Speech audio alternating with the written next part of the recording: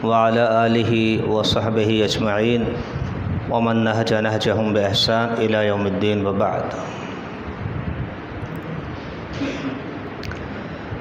शौहर और बीवी के इख्तलाफात और लड़ाई झगड़ों का जो नतीजा है वो तलाक़ का सबब बनता है। और उमूमी तौर पे जो सबसे बड़ा सबब सामने आता है वो इस्लामी तालीमात से कामिल मुकम्मल आगाही का ना होना है।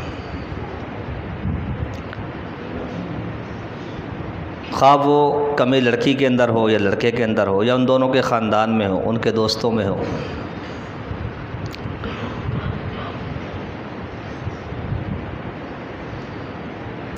तो गोया के बेइल्मी जो है, मसाइल का इदराक ना होना, एक दूसरे के आदाब और फ़राइज़ का इल्म ना होना, ये सबसे बड़ा मसला और जुर्म है तलाक़ के बाब में।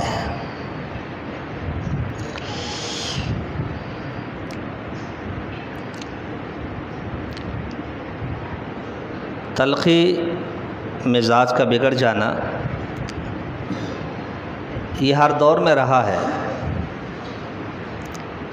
मगर उसके बावजूद तलाक़ जो है बकसरत वाक़ई नहीं होती थी। झगड़े हर घर में होते हैं, मगर पहले इस मसले को तलाक़ की तरफ नहीं ले जाया जाता था और अब तो ज़रा सी बात के ऊपर तलाक़ का मसला सामने आ जाता है। मैं आपको मिसाल दूँ, मुझे एक शख्स ने कॉल की,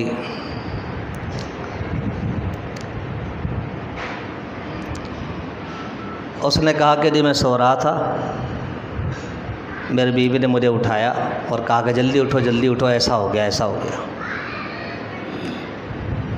तो मैंने भिन्ना कर कहा कि अगर ऐसा हो गया तो तुझे तलाक़। मैंने कहा अगर ऐसा हो गया है ना फिर तुझे तलाक़। तो मैंने पूछा भाई कितना अरसा हो गया? उसने कहा जी इतना। मैंने कहा रुजू कर सकते हैं आप, फतवा ले लें, रुजू कर लें, एक तलाक़ तो वाक़ई हो गई। कह लेंगे नहीं, एक दफ़ा और दी थी, हमारी रुख़्सत ही नहीं हुई थी, निकाह हो गया था, तो मैंने एक दफ़ा मैसेज पर तलाक़ दी थी। मैंने कहा तुझे और काम कोई नहीं है,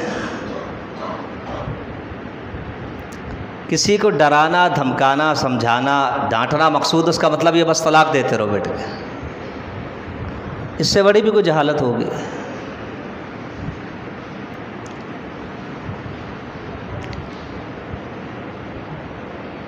मियाँ बीवी के मिजाज अगर आपस में ना मिलें, बात बढ़ती हुई दिखाई दे, तो कुरान मजीद क्या कहता है?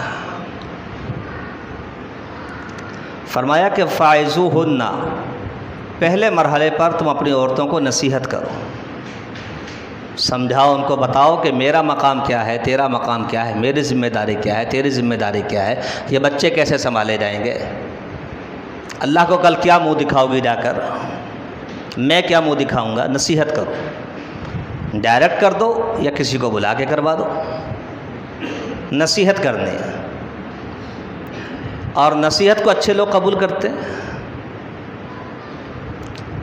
तो पहला मरहला ये है, हमारे यहाँ नसीहत का बाब तकरीबन बंद हो चुका है। नसीहत का पहलू है ही नहीं, समझाने का पहलू तो है ही नहीं बस। और इसमें बड़ों का भी किरदार है। कुरान मजीद में ये भी है, फ़बासु हकमम मिन अहलिही व हकमम मिन अहलिहा इन युरीदा इस्लाहन युवफ़्फ़िक़िल्लाहु बैनहुमा। बड़े बड़े झगड़ों का जिक्र है कुरान और हदीस में, मगर इस तरह का हल नहीं बताया। इस मसले का हल क्या बताया? फरमाया कि एक बड़ा और एक इंसाफ पसंद जो फ़ैसले की क़ुव्वत रखता हो, समझाने की क़ुव्वत रखता हो, वह लड़के की तरफ से आके बैठ जाए, और एक इसी तरह का आदमी लड़की की तरफ से आके बैठ जाए। बड़े बड़े झगड़ों का हल ये नहीं बताया, इस मसले का हल अल्लाह ने इस तरह बताया। और फिर ये कहा कि अगर ये चाहेंगे, इन युरीदा इस्लाहन, अगर ये दोनों सुलह चाहेंगे, इस्लाह चाहेंगे, जोड़ चाहेंगे, तो युवफ़्फ़िक़िल्लाहु बैनहुम, अल्लाह मुआफ़क़त कर देगा, दिलों को मिला देगा। तो बड़ों को भी अपना किरदार अदा करना चाहिए। अमूमी तौर पर जो लोग रिश्ता करवाते हैं, बीच में पड़ते हैं ना, एक दूसरे के गारंटर और जामिन बनते हैं, वो बिल्कुल साइड पर हो जाते हैं। कहते जी हमने करा दिया, हमने कोई सारी ज़िंदगी का ठेका थोड़ी लिया हुआ है, संभालो। तो ये बड़ा मसला है। तो नसीहत करो और बड़ों को इस सिलसिले में अपना किरदार अदा करना चाहिए। फिर फरमाया वहजुरुहुन्ना फिल मदाजिअ। दूसरा मरहला ये है कि उनको उनकी ख्वाबगाहों में तन्हा छोड़ दो, उनसे मुलाकात तर्क कर दो, शायद उनके होश ठिकाने आ जाए। तन्हाई काटने को दौड़ती है इंसान को। तीसरे मरहले पे कहा वदरिबू हुन। अगर तादीबी तौर पे बतौर सदा के समझाने के लिए हाथ भी उठाना पड़े तो तुम्हें इजाज़त है। फ़ैन अतानकुम फ़ला तबगु अलैहिन्ना सबीला। और अगर वो पहले मरहले पर मान जाए तो भी हीले बहाने तलाश ना करो, मसले को ख़त्म करो। दूसरे मरहले पर समझती हैं, चलो उसको हल होने दो। तीसरे मरहले पर आकर अगर वो इस तरह समझती है और मान जाती है, तुम्हारा कहना मान लेती है, फ़ला तबगु अलैहिन्ना सबीला, तो फिर बिला वजह के उज़्र तलाश ना करो। ख़त्म हो गई बात।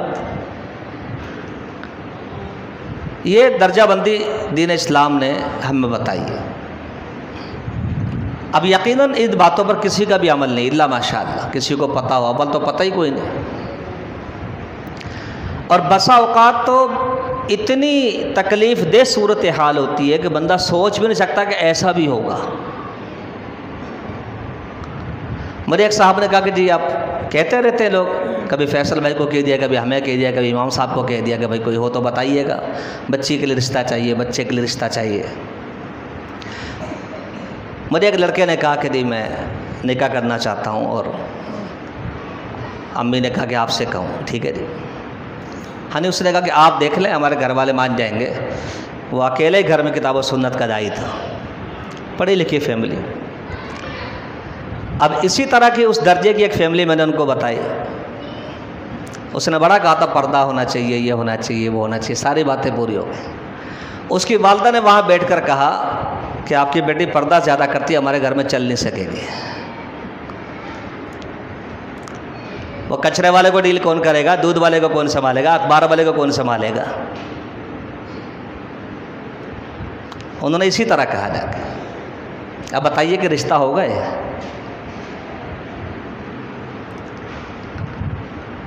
लड़के का जहन क्या है, घर वालों का जहन क्या है? हमारी मस्जिद के एक ज़िम्मेदार हैं कराची के, उन्होंने मुझे बताया कि रिश्ता करवा दिया मैंने। 2-4-6 महीने गुजरे, वक्त का पता नहीं चलता। उसकी वालदा ने मुझे बुलाया लड़की की। उस बच्ची की हालत देख के मुझे तो बड़ा दुख हुआ। मैंने कहा इसको क्या हो गया? कहा कि जी तुमने हमें कहाँ फंसा दिया। उसको इससे शिकवा यह है, इसके नाखून बड़े नहीं हैं, इसके बाल कटे हुए नहीं है स्टाइलिश अंदाज में, इसको डांस नहीं आता, इसको कार चलानी नहीं आती, इसको मेरे दोस्तों को हैंडल करना नहीं आता। सोहबत कर ली है, अल्लाह ने गुड न्यूज़ बना दी, हमल ठहर गया, कहता मुझे तो औलाद की ज़रूरत ही नहीं है, घर छोड़ के चला गया। इस माशरे के अंदर आप बताइए कि तलाक़ ही नहीं होंगी तो फिर क्या होगा?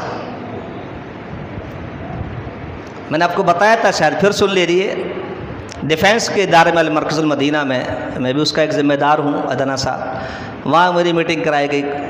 पढ़े लिखे फैमिली के लड़का भी लड़की भी, और दोनों दीनदार, शादी हो चुकी है, कुछ रूहानी मसाइल के मशवरे हुए, कुछ बातें हुई। लड़का कहीं पढ़ाता भी, खबर ही है, इस्लामिक यूनिवर्सिटी में कहीं पढ़ाता भी है। उस लड़की ने मुझे एक दिन फ़ोन पर कहा कि सर वो कहते हैं कि मैं तुम्हें तलाक़ दे दूँगा। मैंने कहा वजह? वो कहते हैं बस वजह कोई भी नहीं है, मेरी मर्ज़ी, मुझे इख्तियार है। तो भाई शादी किस लिए की थी? मैंने कहा उसको समझाएं, पढ़े लिखे आदमी। और वो बेचारी बार बार ये बोले कि मैं उनके दीन पर एतराज़ नहीं करती, उनके अखलाक पर मुझे कोई एतराज़ नहीं, इंतहाई दीनदार आदमी। वो बार बार मुझे ये कह रही, इंतहाई बाअखलाक आदमी, मुझे उनसे कोई शिकवा नहीं, लेकिन वो मुझे कहते हैं मैं तलाक़ दे दूँगा, मुझे इख्तियार हासिल है। अपने इख्तियारात का नाजायज़ इस्तेमाल है। मैंने कहा आप उनको बताएं कि भाई अब गज़ुल हलाल इल्लल्लाह अत-तलाक़, हलाल चीज़ों में सबसे ज़्यादा नापसंदीदा चीज़ तलाक़ ही है। कहते हाँ, मैंने उनको हदीस सुनाई थी, वो कहते हैं तो ज़ईफ़ है। ये भी एक मसला हमारे यहाँ, हम जिस हदीस को हाथ डालें कहते हैं ज़ईफ़ है। ये बहुत बड़ा मसला आज के दौर का। उसने कहा तो हदीस ही ज़ईफ़ है, मुझे क्या डरा रही हो। बिल आखिर उसने एक दिन मुझे फ़ोन पर रोते हुए कहा कि कल रात उन्होंने मुझे तलाक दे दी। इस कदर नफ्स परस्ती का, मादा परस्ती का ये वक्त है। तो ऐसे में किस कदर ज़रूरी है कि हम अपने आल औलाद की तरबियत इस नहज पर करें कि शिकवे ख़त्म हो जाएं, रिश्ते आसान हो जाएं।